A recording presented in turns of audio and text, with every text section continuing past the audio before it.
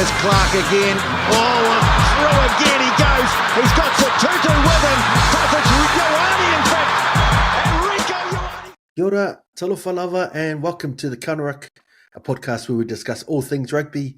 I'm the host of the RUCK, Stacey, so thanks for joining us for another episode. We're joined today by a RUCK regular and senior columnist of the WesWes Network, Mr. Joey Nanai. Joey, mate, thanks for jumping on us. Thanks for having me once again. Yeah, no worries, brother. So before we get into it, I'll take care of some of our housekeeping stuff. So check out our website, www.weswesnet.com, and don't forget to click the support us button on the page to keep the content flowing. We've got some exclusive content available for our supporters, so some additional benefits there, as well as a lot of your articles on there, Joey. I'll add. You can also follow the WesWes Network on X and Facebook. So social media stuff as well. Give us a follow, give us a like on there. I know TikTok as well. All right, so we'll get into it. We've got an action-packed show for today. We'll run our eye over the recent All Black squad, as well as review the Super Rugby competition as a whole. But first, I wanted to start by looking at the recently completed Super Rugby final, which the Crusaders won again 16-12 over a valiant Chiefs side. So I know you're part of the Chiefs area these days. So, mate, talk us through your thoughts on the final to start off with. Yeah, just on the Chiefs thing, only by location. Blues Nation at heart. And everyone that comes across me that talks about rugby knows it. Even my own family members who are dead set Chiefs supporters, some of them. Look, I thought the Super Rugby final just confirmed one thing for me. The Crusaders didn't just win another title. They re-established the monarchy here in New Zealand. Everyone else is running for Parliament while Christchurch still wears the crown. Nice. You know, you've got to give props where props is due. You know, they made it look like last year during their nine games in a row losing streak that the dynasty has fallen, but they proved again this year that the systems and the culture they have in place down there still holds true no matter what personnel you put in place in Christchurch. So well done to the Crusaders. Just on the Chiefs, I thought Damian McKenzie, although he is the best attacking player in the competition, and still not guaranteed to be a test starter. I think, you know, that's not just depth. That's a selection crisis waiting to happen. And, you know, the old question comes to light whether when it comes to Damian McKenzie, is he someone to bring on late in the game to light the arena up, or is he someone that you place responsibility on to direct the game and be that game breaker that you need and decision maker that you need during those vital tactical parts of the game. A few other cool things that happened during the Super Rugby season, which I'm sure we'll cover, like, you know, Moana Pacifica, you know, they didn't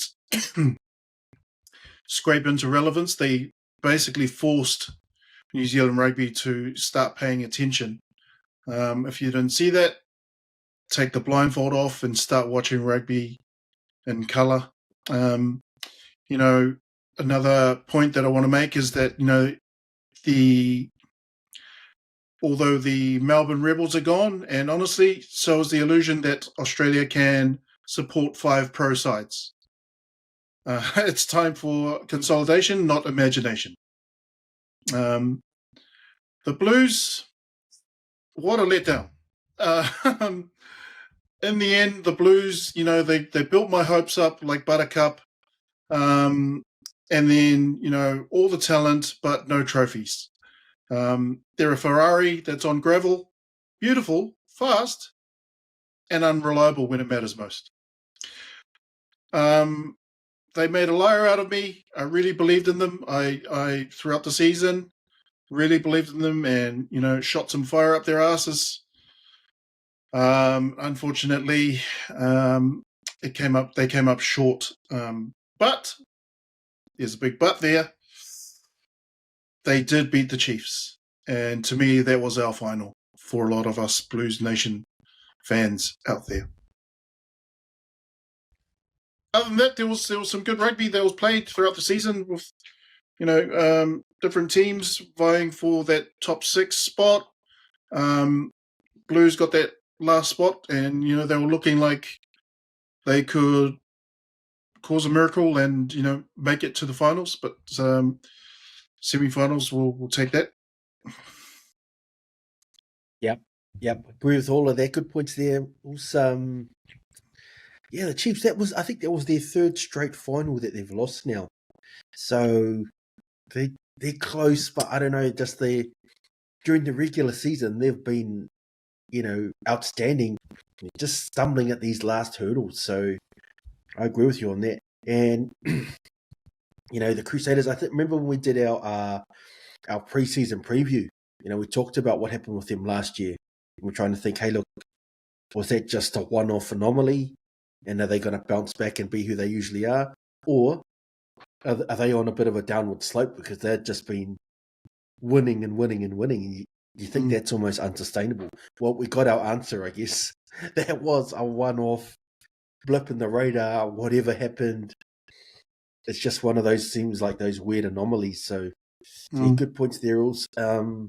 And I agree with you. I agree with you with what happened in the playoffs. So I think when we did our preview, I think Roger was here. We did our preview of the playoffs in the first week. Roger brought up the Crusaders' stats, their record at home during the playoffs. They haven't lost in the whole since the competition started way back in '96.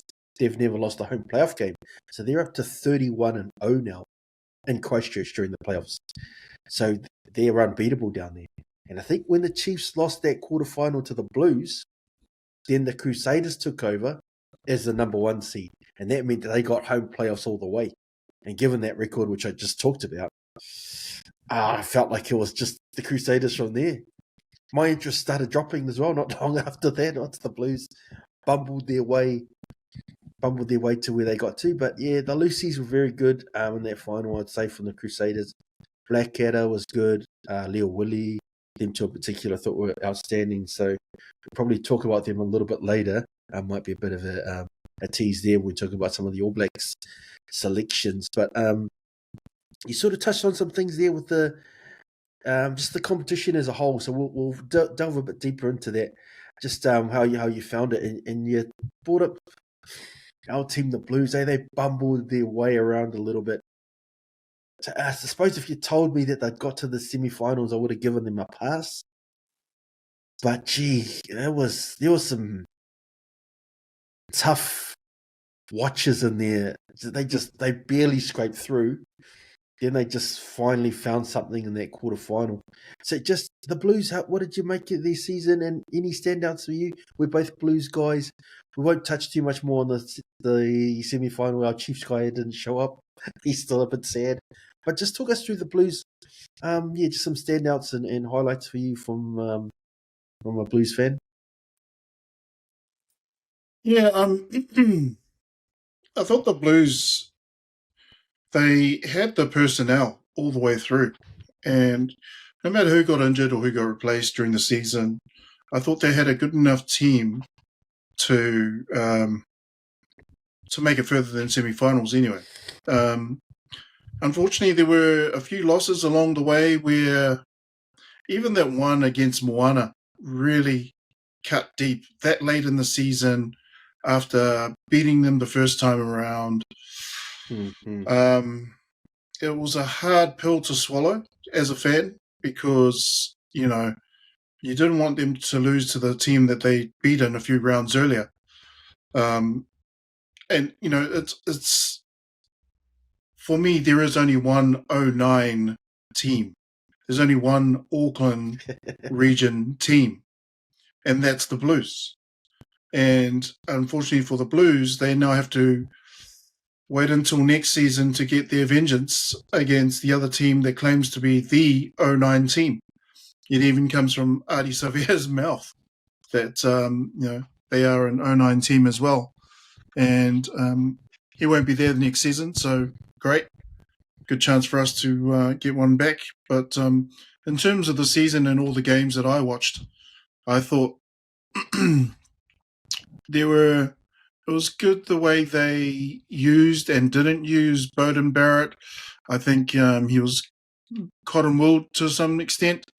I thought the forwards, unfortunately, didn't find their rhythm to the point where they could really stamp their authority and dominate the way we know and the way we love Auckland Packs to dominate New Zealand rugby.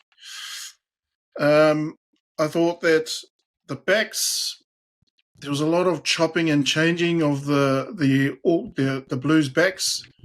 And I thought that didn't help their causes, but at the same time, there were a few standouts. It was great to see Mark Telea in his last season for the Blues before he heads off overseas do well. It was sad to not see his name there in the squad. And just based on, past selections where, there were guys who were already leaving for offshore opportunities, still getting selected in this type of a team, type of a squad, and Mark Telea getting left out. I don't think the current wingers that they chose were too much greater than Mark Telea. I still think he is the premier winger at the moment for the All Blacks, if he was to be picked. So, yeah, I think it was hard done by. But there were a few omissions that we'll cover as well that will probably be kicking themselves until summer and even past that, till the new season. Yep. Yeah, good thoughts there. I agree with that. You think about the Blues and how they won it last year. Our forwards we just ran through teams. And we just keep sucking defenders into those rock and walls.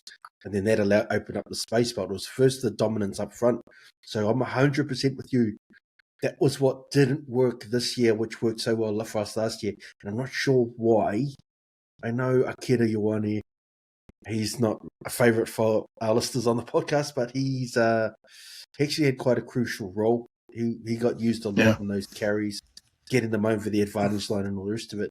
Now, they should still be a lot better than they did without him, but that was sort of the tale of the season.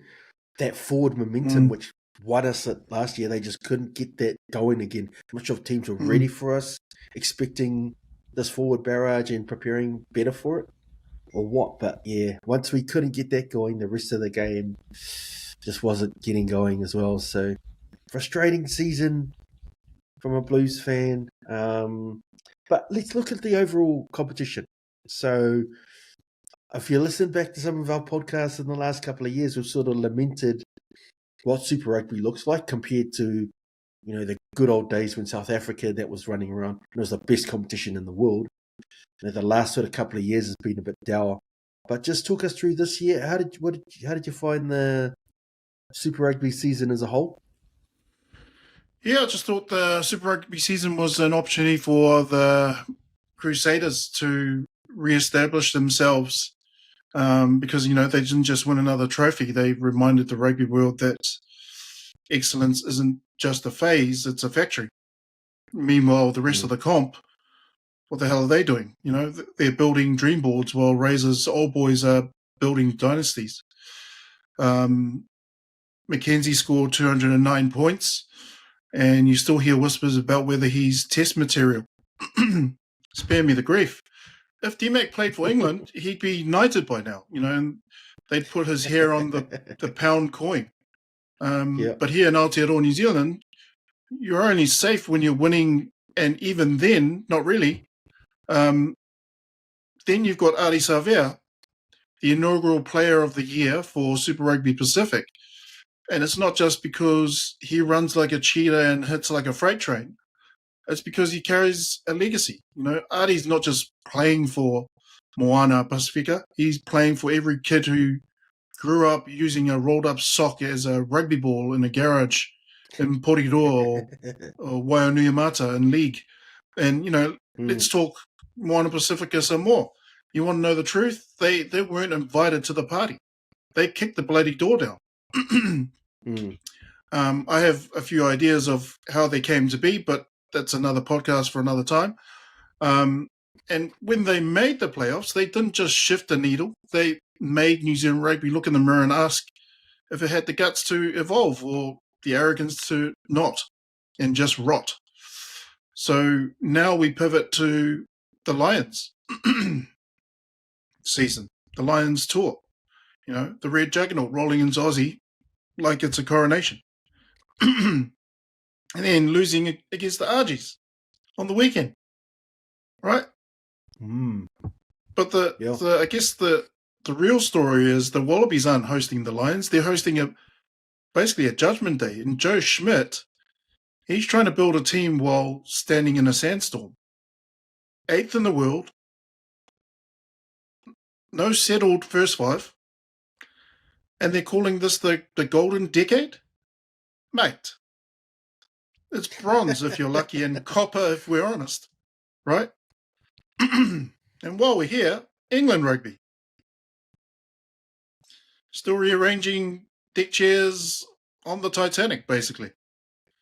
You know, France are sending their B team here to New Zealand.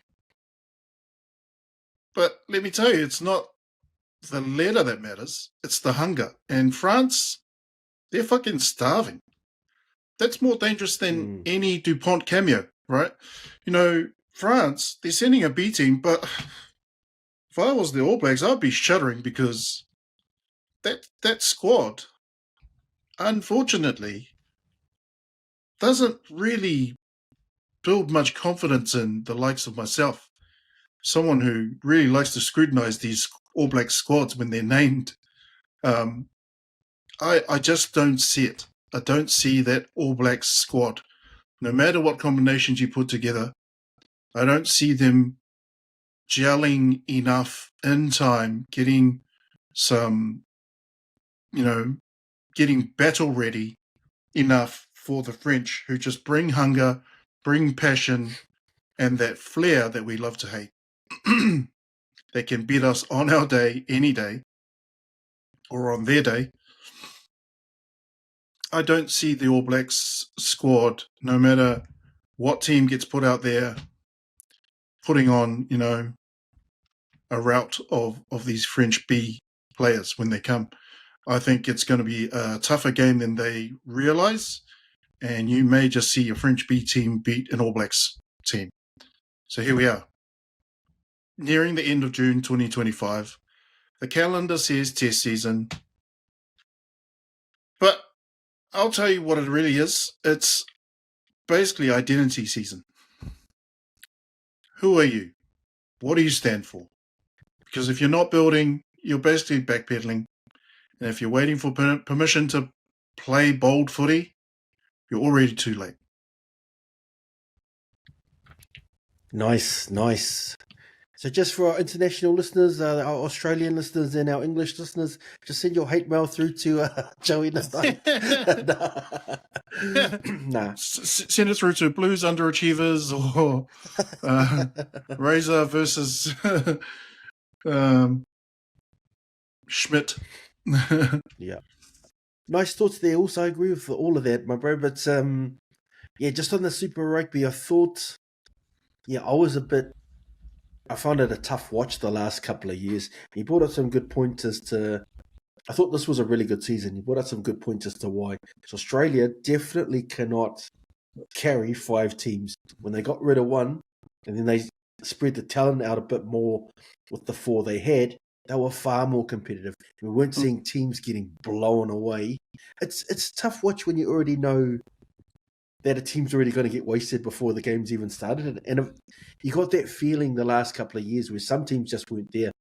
You talked about Artie, Player of the Year, deserved Player of the Year, and he carried Moana and made them so competitive because they were another team who were relatively easy beats in previous iterations. So I thought that really contributed to the success of this year's season. But I want to touch on some things. You've semi-touched on it already, so we'll go straight there. We'll look at the All Blacks squad. So I'm having a look at the French team. I've had a brief look. There's some names there that I haven't heard of. France are a bit of a different beast in that they've got real depth that they haven't always had. So in some ways, it might be good. Well, not necessarily good, but you think if the A team came here, I'm not sure how ready that these All Blacks guys would be to just come up against them straight off the bat. So just talk us through the All Blacks squad if you can. So they named a 33-man squad for the upcoming French series. I can't remember. We talked about who the sponsor was. Some energy drink people. They're just farming it out to whoever can afford it these days. The All Blacks are really into their money making stuff now. But talk us through the All Blacks squad. Your initial impressions and any thoughts around who was lucky and who was unlucky? Yeah, I mean, look, it was quite interesting, and I have already shat on them in this podcast episode by saying that the French B team could beat them, which is not saying much about the selections. But no, in all honesty, let's call it what it is. Basically, Razor's first real squad isn't just a selection; it's basically his way of making a statement. And if you didn't hear it and you weren't listening, this All Black squad isn't built on just reputation. It's built on, what Razor's trying to do. He's trying to cause a revolution, basically. We've got 4 uncapped players, or 5, is it? 4, including Wallace Satiti, even though he's played a few already. Mm-hmm. He's 21 years old, and he's already being touted as the next Jerome Kaino, basically. But here's the question: are we throwing him into the wolves or letting him run with them? He's already shown glimpses last season that he's really running with them. Razor's betting big, and when Razor bets, it's not chips, it's reputations, right? And now, how about the guy that you mentioned, Christian Leawilli?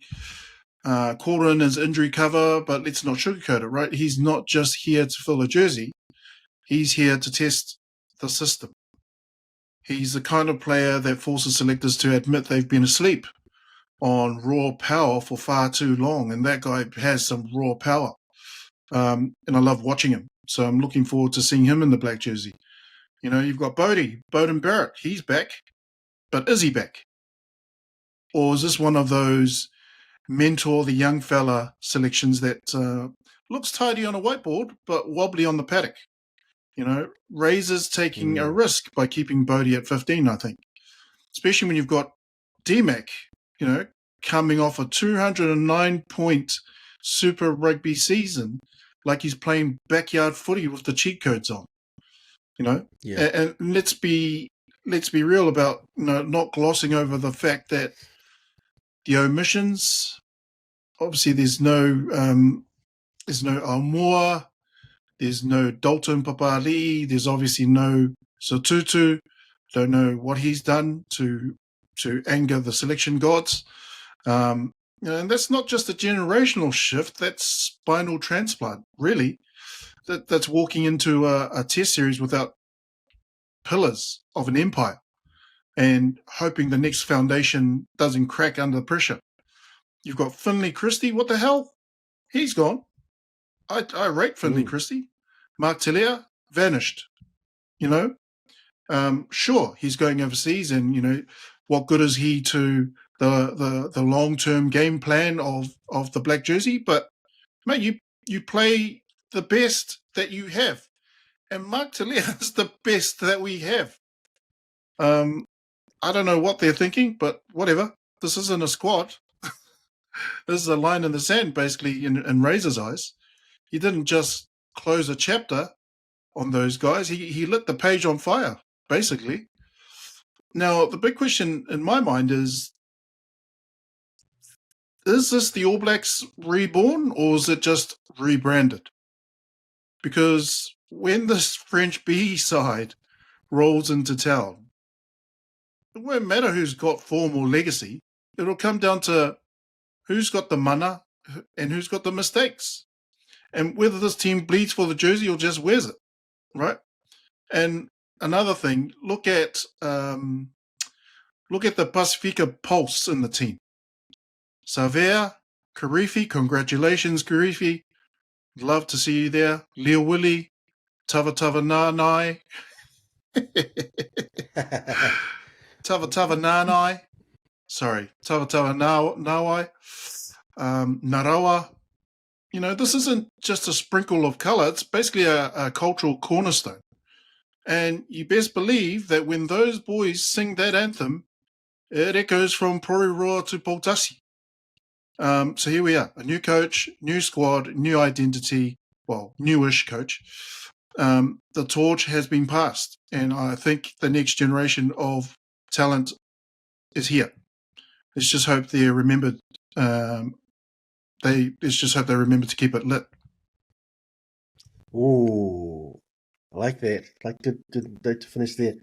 Yeah, it's a good squad. I'm not sure about some of the balance is probably one thing I've got an issue with. They got 6 midfielders in there, and they've only got 2 wings. So only Caleb Clark and Sevu Reese. So obviously Emoni Naro was in the wider squad as injury cover for Anton Leonard-Brown. But I do wonder about only having 2 wingers in there. Mark Talia, I don't know. You know, obviously he signed overseas. But you think back to last year, I think you tagged us in something in our group chat. So TJ Perinara, Sam Kane, they had already signed their overseas contracts and they got to sort of get their farewell. So I'm not sure when it's okay and when it isn't. Sometimes it just they're okay with it, and sometimes they're not. Maybe Mark Talia hasn't done enough to warrant a selection. I don't know, but I don't know the point of having 6 midfielders and 2 wingers. So I would have picked not maybe Talia probably, but I would have picked another winger. I would have found a spot for another winger. And you brought up something as well. So just looking at the first 5 covers, you got D-Mac, he's 30, and Bowden Barrett at 34. Those are the only 2 sort of non-10s in the squad. I wonder if there was an opportunity as well to potentially pick the next guy who they think is next in the queue, because, you know, there's some old legs in there. There's a good opportunity to get someone, anyone, whoever they think is the 3rd 10 in the country, pick him. There may be Rivers Reihana from the Crusaders, or whoever. I don't think there's a couple of guys at the Chiefs who look quite promising as well. Jacob, or whoever they think is the next first 5, pick him and blood him now, because you got 2 30-year-old first 5s in there, 30-year plus first 5s in there at the moment. So yeah, my biggest issue was the balance. But you know, I will give Razor some credit because there were some tough choices. Dave Havili, favourite of mine. He's been omitted. You think they've picked 6 midfielders and he couldn't get a look in. They've got Anton Leonard-Brown, who's out injured, which makes 7 midfielders. So he's 8th at best, which means take your money and sign your retirement fund overseas potentially. Yeah, I'm really interested to see how Tava Nawai goes. You know, I've got a bit of a conspiracy theory around the All Blacks picking these guys for 1 or 2 tests, and then just sort of casting them aside to stuff up their eligibility and always keep them on the back burner. I think 27 Tava Nawai, so a bit of a late bloomer in a lot of ways, but you will have to say his Super Rugby form was awesome. So. Interesting selections there.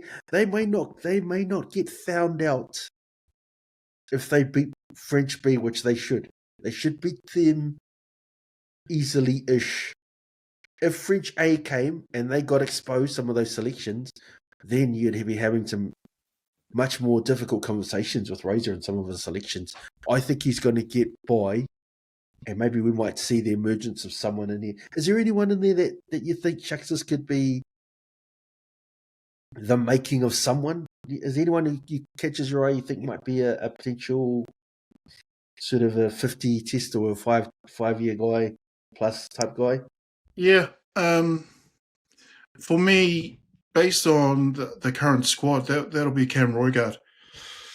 I say Cam Roigard because he showed glimpses in his first season, his breakout season, and then he got injured, and now he's back, and he's ready to attack.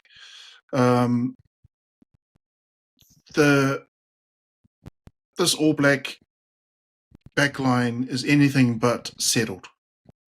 You've got McKenzie at 10, Roigard at 9, Bodie's floating at 15. We've got Geordie locked in at 12, and Will Jordan on one wing. Sounds good on paper, right? But so did the Auckland Super Rugby squad in 2022. And let's start with the pivot. Let's start with DMAC. Electric, chaotic, world class in space, but there's a problem there. Test rugby is in space. It's pressure, right? And it's decision making with a crowd screaming in Marseille or screaming in Eden Park, and a loose forward closing the gap in half a heartbeat. Razors rolling the dice on flair over control, it seems. And that's either genius or it's suicide. You've got Cam Roigard, as I said, he's got the nod at halfback, and good on him. He's been slick all year. He's got that crisp pass. He's great for running anywhere, really. Great running game, especially around the fringes, around the rucks. But Finney Christie gets binned completely? Come on. I mean, I'm biased because Finney's in my team. He's in the Blues. For me, that's not rotation. That's a regime change. In the midfield, you've got Geordie at 12. He's dependable. He's smart. He's a ledge. But let's not pretend it's dynamic. That midfield pairing with Rico Ioane has all the tools, but can they deliver when the French rush defense is in their face? Have they figured out how to solve that French rush defense without doing a Lima Sopoanga and a reverse chip over the top? Because one misread and you're basically chasing shadows for a whole 80 minutes. And then you have Bodie at the back from Japan and straight back into the 15 jersey like nothing's changed. But here's the thing, everything's changed. This ain't 2016, this ain't Chicago. If Bodie's not at his peak, then you've just parked the world's best attacking 10 in the backfield, hoping he finds magic in empty pockets. Use him at bloody 10. That's my feeling anyway. Now you've got the wingers. You've got Will Jordan, Caleb Clark, who has found some form. Both phenomenal in space, but let's talk reality. Clark's been inconsistent under the high ball, and Will Jordan, as good as he is, hasn't played a full test calendar in 2 years. Razors betting they'll stay fit, they'll stay focused and fearless. And then there's the guy that you mentioned, the bolter, Timothy Tavatanawai. This man's been running amok over defenders in Dunedin like it's a side hustle. Finally gets a jersey. Finally gets a stage. Now the world will see what Southland's known for a while. He's not a winger. He's a weapon. No Telea, no Stevenson, no Love. This isn't about depth, right? And I can see what Razor's doing here. It's about identity. Razor's asking, who are the game breakers? And more importantly, who's going to deliver in the final 10 minutes when the test match is teetering on a knife edge? This backline has everything in my eyes. It's got speed, it's got vision, it's got youth, it's got instinct. What it doesn't have yet is clarity. And that could be the difference between winning the July series or watching it drift away like another missed Barrett cross kick. So the question's simple. Are these backs world beaters? Or are they just a beautiful experiment waiting to blow up?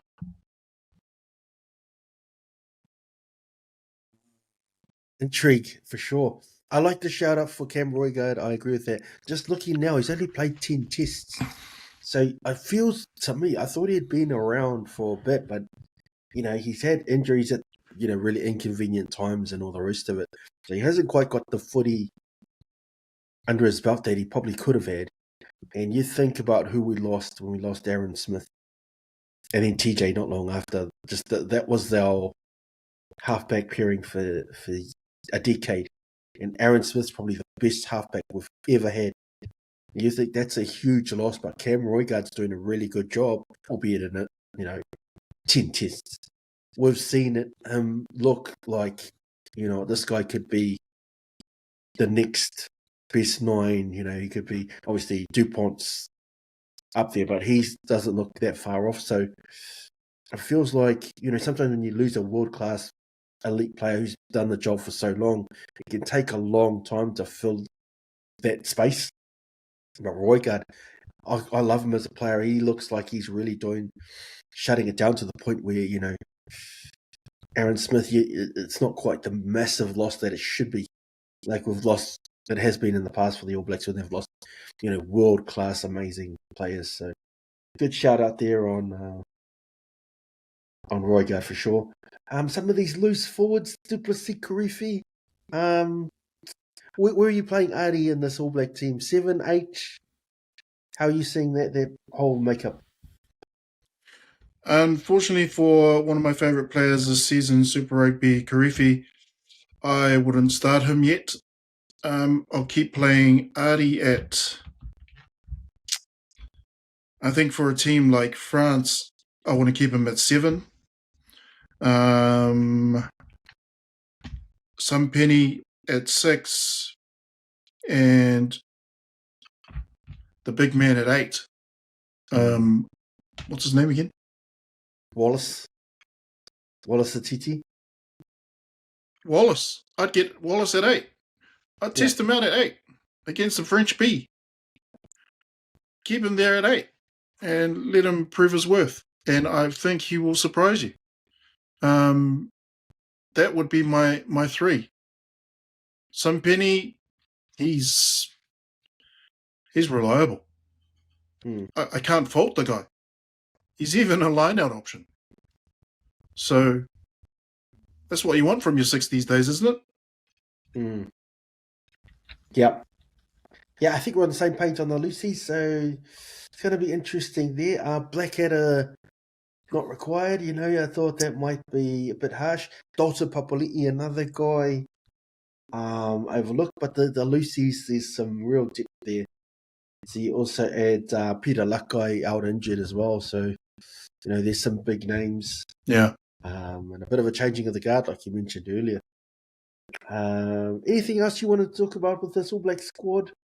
Any surprises in the starting 23, I'll say, that you see might force their way through on Super Rugby form, or any of these rookies potentially getting a look in early? I think pending injury, I'd like to see Karifi get some good amount of game time. I'm not sure how that'll work out, especially with Luke Jacobson there as well. It'll be hard for those guys to get good amount of game time, and it'll depend on what game plan Razor and the likes will have for the different teams that they're playing. I'd like to see the 3 that I named, but also if you're going to swap one out, I think, first of all, it's sad to see Blackadder's not there, and even Dalton Papali'i. I thought that was such a shame not to have those guys there, but good on Karifi for getting a shout. Leo Woolley as injury cover, I think that's pretty bold, but it does beg the question, if he's the next cab off the rank, where's the depth? Where's the backup plan when Severe limps off in the 78th minute? We used to pick Lucy's to set the tone. Now we're picking them to fit a game plan. Yeah. And I'll tell you this, if that breakdown isn't a war zone from the first whistle, the All Blacks are in trouble, because if you don't dominate the tackle area, you're just a body in the way. And international footy doesn't wait for passengers. Yep. Yeah, the All Blacks, they've always had an issue, not so much an issue, but they've got a lot of undersized loosies. Even Artie, when he was 8, it was amazing. Smallish for an 8, an international level 8. You talk about Karifi, amazing over the ball, but he's a bit undersized at international level. I'll put Christian Leo-Willie in that same bracket as an 8, a bit small. And when you play against, like when we measure the All Blacks, we measure them against sides like South Africa and all the rest of it, and they bring absolute behemoths out, and you're just getting overpowered. So that's sort of my concern with some of these loosies, and that's also why I'm with you on Finau at 6, because he is a man mountain, and he's got that physicality as well, which I quite like. So interesting times ahead on the All Blacks. Just in the conclusion of Super Rugby, moving into the international season, also the Lions series coming up. Not sure if you caught much of that opening game, but they'll be pretty disappointed up against Argentina, getting a loss there. But the Lions series, did you got anything you wanted to talk about on the Lions series and how you see that one? Have you got any predictions on how that's going to go? It could be a lot closer than you might have thought. Well, I might have thought anyway. Yeah, that was interesting to see that their first game against the Argies wasn't the greatest. Wasn't the greatest time for them in Dublin, was it? Yeah, I think so. Is it with it? Yeah. 28-24. Wow. That would have hurt, especially the Irish boys. First ever home loss to a test side. Ouch. That's not a slip-up. It's a wake-up call, basically, for them. They were sloppy. Disconnected. Hunting for combinations instead of creating them. Argentina, they played like a pack of, wolves. At the breakdown, a real 9-10 axis and front foot tempo. The Lions, they look like a collection of stars being managed, not a team on a mission. This isn't about results, it's about cohesion. And right now, cohesion's missing. Old traditions aren't going to win games. You want that 2013 magic, you earn it, not hope for it. Yeah, but on to the next. Perth, I think, is the next one against the Force. Then they've got the Reds, Waratahs, Brumbies, the provincial bruisers, if you like. Then they've got the First Nations and Pacifica 15 in Melbourne. Then 3 tests in Brisbane, Melbourne, and Sydney. Yeah. So, yeah, basically, Farrell, he's got his work cut out for him. The right players need to be released. So there's no hiding. No second chances after Perth. They've got to really come out of there and make a statement and make up for that loss against the Argies. Finn Russell, he's been tagged by Curtly Beale as having the X factor, mercurial genius, if you like, or is he a defensive liability because his defense sucks? He'll need to shine early. He'll definitely need to shine early if he's built to direct the game. There's a bit of a pack showdown with the Lions versus the Aussies. There's no Victoria dates because, the front line guys, the front rowers, they define the tours. So there's a culture gap as well. I think the tours purely performance run. Forget the tourist culture. Forget the local rituals. It needs to be business. No bloody community bonfires and that kind of carry on. Just get it on, and get it on. Just get on with it. You know what to do. Yep. Your reputation is on the line, but tours aren't won on reputation. You know, they're forged in the next 2 weeks. If the Force gets stormed, well, you're going to be panicking. If the Reds send the Lions packing, the series won't reach Test match 2. You know, the Lions are betting on their class to get them by and not combinations. They've got the talent, but, you know, talent without time together is like, what's the comparison? It's like a Ferrari with no fuel. You drive off the line and you stall. What use is that Ferrari? So Perth is do or die. Force them to gel or they'll get turned into roadkill. The rest is just scenery en route to nowhere. Yeah. You know, outside of the World Cup, say the Lions series is probably my next favourite thing to follow and to watch. So there's going to be a lot of intrigue for sure. And you're right, on paper, that the Lions have got it. They've got all the tools, all the components are there. How quickly and how well they can gel, because they are essentially, you know, different nations and different ideals and completely different styles of play. So getting it to mesh, how quickly they can get it to mesh, will ultimately determine how that goes. If you told me at the start of the season, I would have picked the Lions to win it easily. Australia, they showed a bit of fight in that Super Rugby season. They were far better than they've been previously. And Joe Schmidt, to his credit, he's done a good job with the Wallabies. So it might be a bit closer. I'm still going to take the Lions 2-1, but we'll see how it goes. They're going to need some luck with injuries because that's quite a tough schedule, as it always is. Playing that many games, the provincial games, the Pacific 15s, the tests and all the rest of it. You start losing players. If they start losing some key guys, that could cause some disruptions there for sure. But we'll be watching that Lions series quite closely and hopefully bringing updates to use in the upcoming episodes of the Ruck. But yeah, if there's nothing else, also we're just about to close up. I'm not sure if there's any rugby. We do have our TAB account, which I should say.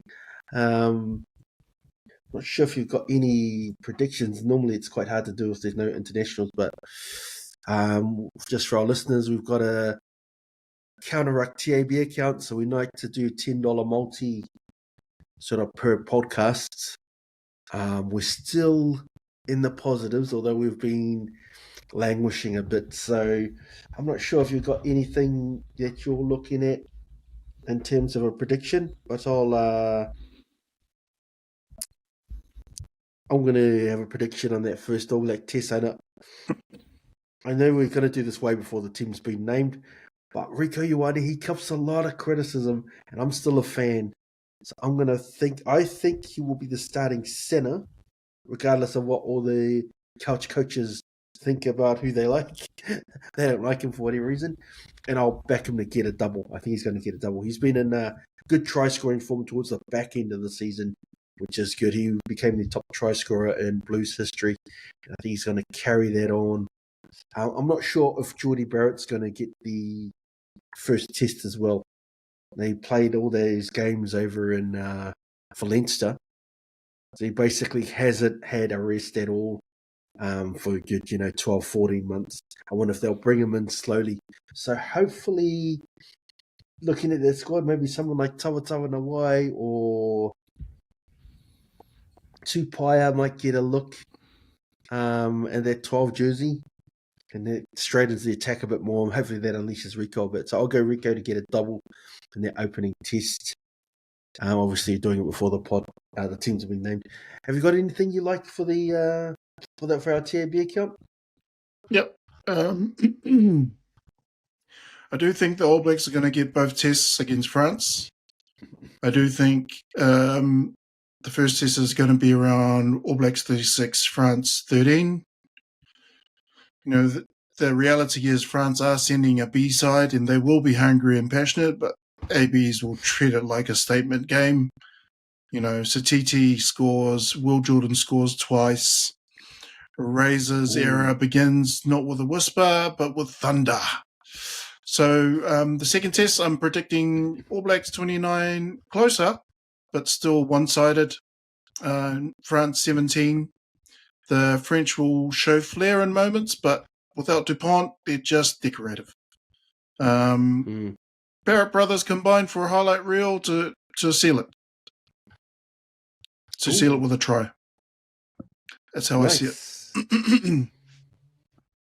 Nice. Wallabies versus British and Irish Lions, the 3 tests. I think it will be Lions win.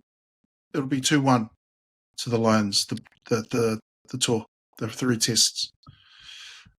Wallabies will win in Melbourne, but the other 2, the Lions will squeeze them to death like a python in red jerseys.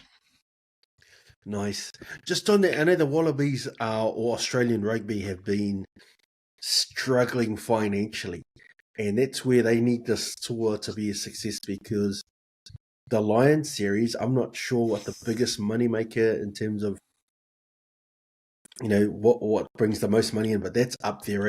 You think they'll get it close to 100,000 in Melbourne and 80,000 in Sydney and all the rest of it, and all these Lions people coming over. The tickets apparently are horrendously priced, 100 plus $200 a ticket, and they're going to get 80,000 odd people per test there. So they'll probably get sellouts during the Reds games and those other games as well from all these travelling fans. So this is a real windfall for them. I think they've got the World Cup coming up as well.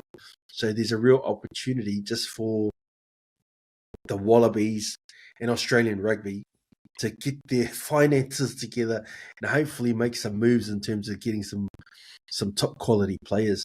So just on that, I know they paid big money for Joseph Suarez, who came over from the Roosters NRL. I'm not sure if they're going to make some more raids on the NRL, but I mean, yeah, that's just an interesting sort of side note on that Lions series. And I'm interested to see how Suarez goes, because his very first opening stanza, he's been outstanding, and he was a rugby union superstar in his teens. So, yeah. We're about to close up the pod. Also, we'll just get some final thoughts from you, just on whatever you want to talk about, just in closing the pod for the week. Yeah. I think from an international rugby perspective, Test rugby in July 2025, it won't define who wins the next World Cup, but it will expose who's bluffing. The All Blacks are building something, the Lions are patching something, and the Wallabies, they're still looking for the damn blueprint. Yeah. It's going to be interesting because Joe Schmidt's done such a good job pulling them out from where they were. But he's retiring not retiring, he's stepping down as the coach of the Wallabies, I think, after the Lions series. So the onus is really on the next guy. I know Joe Schmidt, they were desperate to keep him on. He's got a special needs son. So hopefully, whoever comes on can carry on picking up what Joe Schmidt's done. So good thoughts there, Roos. Yeah, I think that's us. Let me see. Thanks for jumping on. The Counter Ruck is available on multiple platforms, YouTube, Spotify, and many more. So don't forget to keep listening and click subscribe. Thanks everyone for listening, and we'll be back again soon. Cheers, everyone.